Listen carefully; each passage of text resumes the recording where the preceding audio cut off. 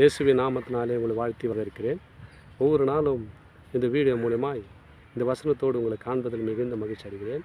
நன்றாக இருப்பில் நம்புகிறேன், விசுவாசிக்கிறேன். இயேசு கிறிஸ்துவின் நாமத்தினாலே உங்களையும் உங்கள் குடும்பங்களையும் ஆசீர்வதிக்கிறேன். நாளிலே ஒரு வேத வசனத்தை காண்பிக்கிறேன். எரேமியா தீர்க்கதரிசன புஸ்தகம் 4ஆம் அதிகாரம் 2ஆம் வசனம் சொல்லப்படுகிறது. நீ உண்மையோடும் நியாயத்தோடும் நீதியோடும் கர்த்தருடைய ஜீவனை கொண்டு ஆணையிடுவாய். புறஜாதிகளும் அவருக்குள் ஆசீர்வதிக்கப்பட்டு அவருக்குள் மேன்மை பாராட்டுவார்கள். பாருங்கள், நம்ம யாரை கொண்டு நம்ம என்ன மேன்மை பாராட்டுவோம்னா இயேசு கிறிஸ்து கொடுத்தாங்க. அதை நம்ம எப்படியோடு பேசணும்னு சொன்னால், ஒரு இடத்துல ஜெபிக்க போகும்போதும் நம்ம எப்படி போகணும்னா உண்மையோடும் நீதியோடும் நியாயத்தோடும் கர்த்தருடைய ஜீவனை கொண்டு, ஆண்டவர் ஜீவன்னா நம்மளுக்கு கொடுத்த ஜீவன் கொண்டு நம்ம ஆணையிட்டு நம்ம சொல்லலாங்க. ஏன்னு வச்சுக்க, நான் ஜீவனோடு இழுப்பதே கர்த்தருடைய சித்தம். இப்போ இவங்களோடு பேசி கொண்டிருக்கேன்னா ஜீவனை கொண்டு சொல்லுகிறேன். அவர் செய்த நன்மைகள் இந்நாள் வரைக்கும் என்னை ஜீவனோடு பாதுகாத்தார் சொல்லி அவருடைய ஜீவனை கொண்டு, அவர் கொடுத்த இந்த ஜீவனை கொண்டு நான் ஆணையிட்டு சொல்லுகிறேன்.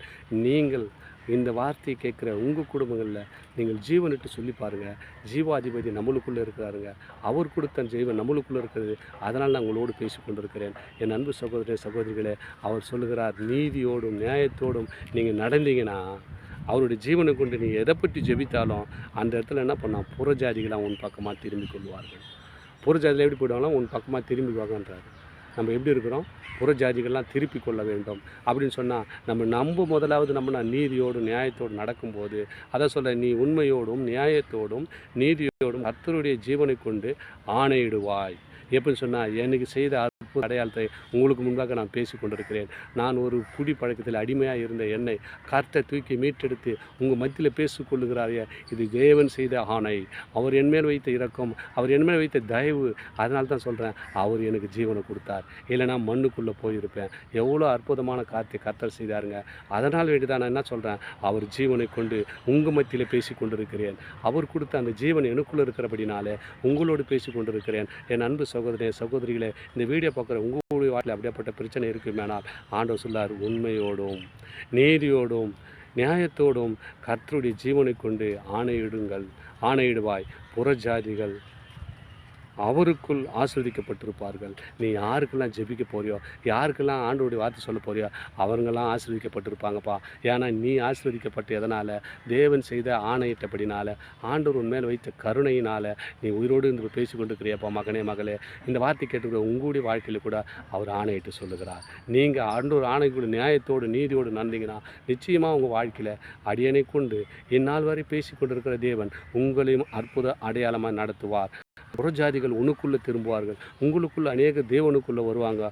தேவனுடையக்குள்ளே வந்து அவங்க என்ன பண்ணுவாங்கன்னா, இப்போ சொல்கிற வார்த்தை கேளுங்க, நீ அவர் உண்மையோடும் நீதியோடும் நியாயத்தோடும் கர்த்தரை ஜீவனை கொண்டு ஆணையிடுவாய். புறஜாதிகள் அவருக்குள் ஆஸ்வதிக்கப்பட்டு அவருக்கு மேன்மை பாராட்டுவார்கள். அப்போ என்ன சொன்னால், இப்பொழுது நான் எப்படி மேன்மை பாராட்டினேன்? நான் குடிக்காரனாக இருந்தேன். அப்பா என்ன பண்ணார்? என்ன வீட்டு அவர் ரத்தத்தினால் கழுவி சுத்திகரித்து ஜீவனோடு என்று வைத்தார அந்த ஆணையை கொண்டு அவர் எனக்கு ஆணையிட்டிருக்கிறாருங்க. அவருடைய வார்த்தை பேசி கொண்டுக்கிறேன். நீங்களும் பேச போகிறீங்க. ஏன்னா இந்த வீடியோ பார்க்குற உங்கள் குடும்பத்தை கர்த்தர் அவனமாக ஆசீர்வதித்து அடியான போல பேசும்படியாக கர்த்தர் கிருபையிலே வரங்களை கொடுக்க போகிறார். உங்களுக்காக தொடர்ந்து இந்த வீடியோ பாருங்கள். வீடியோ பார்த்தா மட்டும் போதாதுங்க. நான் வீடியோ பார்த்தினா போதாது, அந்த வீடியோ பார்க்கணும். தொடர்ந்து என் வீடியோ பார்க்கணும்னு சொன்னால் சப்ஸ்கிரைப் பண்ணி பாருங்கள். அது உங்களுக்கு பிரயோஜனமாக தேவனுடைய நாமத்தை மேன்மைப்படுத்த அது ஏதுவாக இருக்கும். ஆமேன். God bless you.